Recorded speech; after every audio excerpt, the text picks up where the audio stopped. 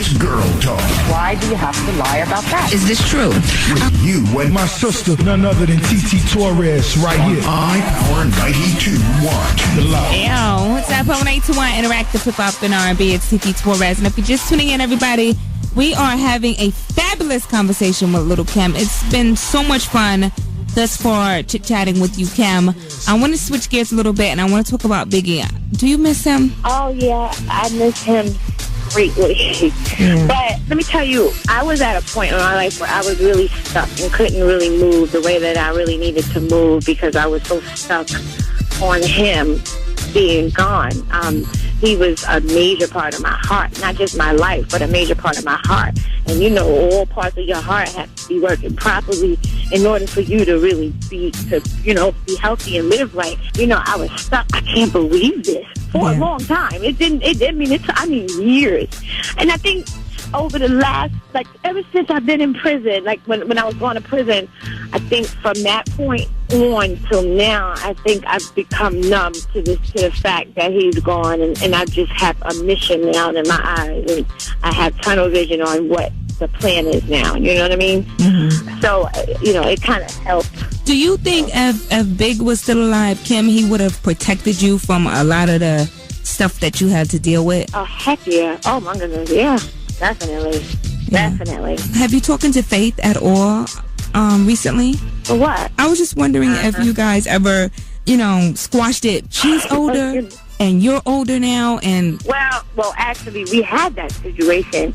We had that opportunity. Put it that way. We had that opportunity, and she blew it because we were both on the same page. When I was with Scott, we knew that it's so much money in us doing something together and collaborating. I think we both knew that. We understood that, and I think Faith kind of dislikes who I am. Even when I did Dancing with the Stars, she was calling my people I want to come and support Kim and sit in her box. And I'm like, are you kidding me?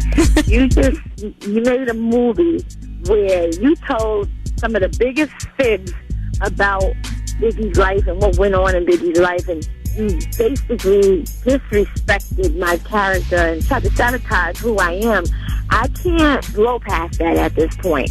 Because let me tell you something, Mama. Mm-hmm. It was so hard at the time when that movie came out. It was hard to try to convince people who I really am, and that's not me in the movie. You understand what I'm saying? Yeah, especially to that young generation who had no clue.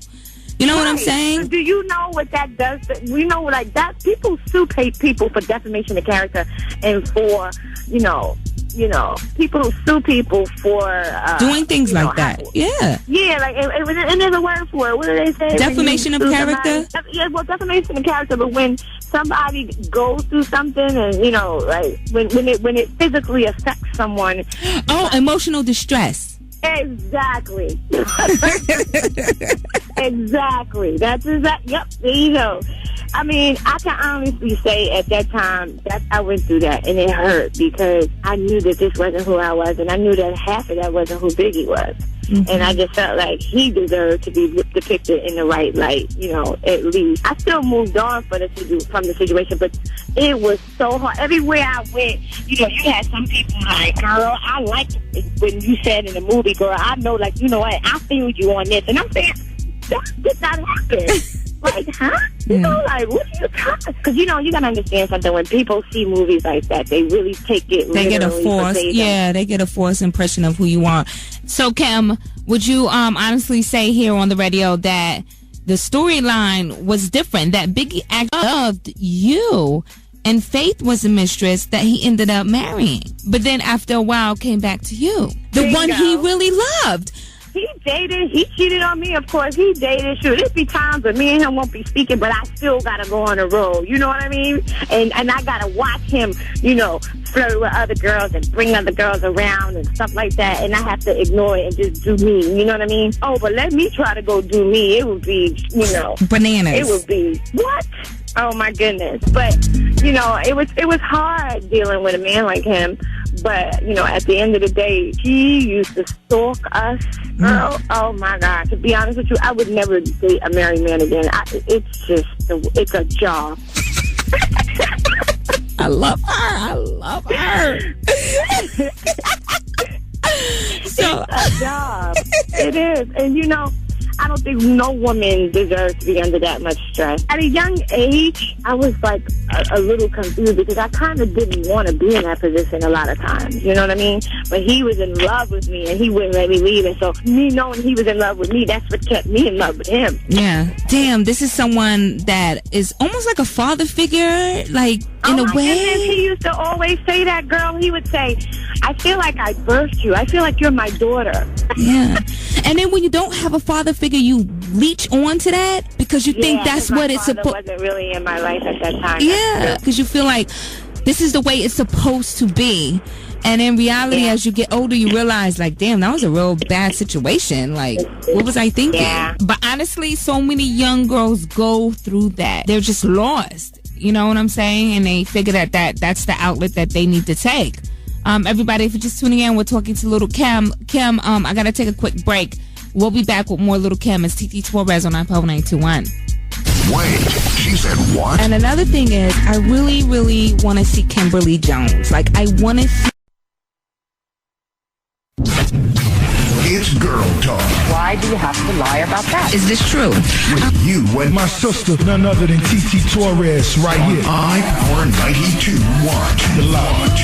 All right, if you're just tuning in, it's Apple 921 Interactive Hip Hop and R&B. I am TT Torrez, and we're going talking with the fabulous Little Kim. I'm just having so much fun. I hope you guys are enjoying this interview with me and Kim. It just feels like girl talk, literally in a hair salon, chit-chatting. Yeah. All right, so I know I've had you on the phone lines for quite some time. I'm just enjoying this conversation. I tell you this. When I come to Virginia, I'll come to you in person, girl, so we can finish this. Two more things I want to get out. First is Kimmy Blanco. I like the way you switch your name up. I think you definitely should roll with that. Thank you, baby. And another thing is, I really, really want to see Kimberly Jones. Like, I want to see you happy. I want to see you married, and I want to see you have some kids. It's something about you that I think has a mother spirit in you, and I want to see that for you. Maybe not right now because you're still on your grind and all of that. But at the end of the day, because I just had a son, and I feel like at the end of the day, you don't really know what you're living for until you have a kid, and I think you're deserving of that. I feel you on that, girl. I think that is so true without even having children right now. But I know that is very true. I can feel it. And yes, that is coming soon. Can't wait. And you're deserving, but at the end of the day, you are deserving of that. I think that you deserve some type of happiness in your life because you've been through so much. And this is just coming from woman to another woman. Like, Kim. Oh, I love you. Like, Kim, it's about that time, girl. Get you some happiness. And I'm glad you have some real people around you instead of those leeches. Because you deserve it. Tell me about it. You deserve it. Well, before I leave, I just want to say Black Friday at Little Kim is where you go. And I want to thank everyone for supporting me and showing me the love. Everybody in VA. As a matter of fact, I'm trying to make one of the VA one of the first stops that I go to when I do the Black Friday tour. Yes. Doing a Black Friday tour. And Fendi, can we team up and make this happen? TT Torrez and I want to say Kimmy Blanco party. So, Kim, the beef with you and Nikki, is it done, or you not taking your foot off her neck? Oh, honey, you said it last thing. I'm going, but I'm also doing good music. That's what it's going to all boil you down to, because people be out, okay, enough about Nikki, but I have to finish the job. I can't come in half-assed. I got to finish what the mission was. She started it, I'm going to finish it. And once it's finished, then, we move on to phase, 2. At the end of the day, I'm still making good music. I'm still going to put out good music. People can take it how they want to take it, but she started it. I'm finishing it. That's just how it goes. And, I'm going to always give my fans what they want, and I got good music coming to you. I just think that people are going to see exactly who I am in the direction that I'm going in my career. What about you and Puff? Are you guys going to sit down and talk about this, or you're done with Puffy as well? I really have nothing to talk to Puffy about. I mean, at this point, if there's a business deal in the future that he wants to pay his money for, then he has to talk to my he could talk to my agent. I mean, before we had the type of relationship, where he talks directly to me. But now it's like, okay, you be treated like everybody else. And you want to treat me like everybody else. Outside looking in, I'm like, Puffy is so damn disrespectful for that. Like, come on, Puff. Yeah, he is. And no disrespect, Puff. Gosh, just be loyal to someone, Puffy. Like, yes, damn. Just fine. Just be loyal to someone. That's him and who he is. God bless him, and hopefully he'll figure it out later. And hopefully it won't be too late. And I'm mad at D-Rock too, because I heard D-Rock is over there. He never been a loyal person, so I mean. So it's deeper than what people perceive it to be. That's the thing. She went to go get all my people, even down to my hair and makeup stylist. When she first started, coming out, I saw my my makeup stylist and hairstylist with her. My stylist, like my wardrobe stylist with her. I saw these people with her.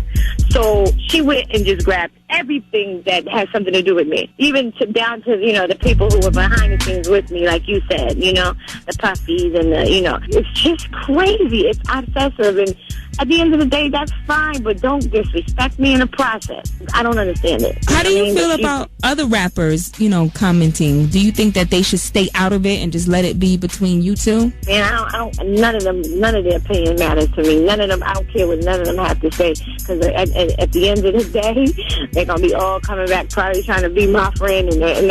Okay, let me say this, and then, I guess we can wrap it up or whatever. But let me just say this, right? I'm so glad that all of the haters and the snakes are revealing themselves now. Because when I get to where I need to get to, I don't want no freaking extra baggage or leeches on my plane. I don't need that. I don't need it. So I'm glad. A lot of celebrity friends who might have turned on me, cool, go ahead, keep doing what you're doing. Thumbs up. I'm glad. Because it's better to see the snakes coming than to step your foot in the grass and can't see it because your grass is too high. Yep, you know Carrie Hill saying, Keisha Cole, don't be asking Little Kim for 6 bars, okay? Right. Mary, you'll get the 6 bars, but Keisha, no. Carrie, no. Right. Kanye, no. Don't be going to Kimmy Blanco when it's time to get those 6 bars. I love you. You're the cutest in the world. Well, thank you. You're so sweet. We are going to set it up behind the scenes, and hopefully we'll get you out here on a Black Friday mixtape stop. Definitely. Yeah. We have to do it, and I would love for you to come in the studio. I love you. I love you. You're the best. All right, Kim, you take care and you have a good evening, okay? You too, baby. Mwah. Mwah. Girl. That was so much fun. Shout out to Kimmy Blanco.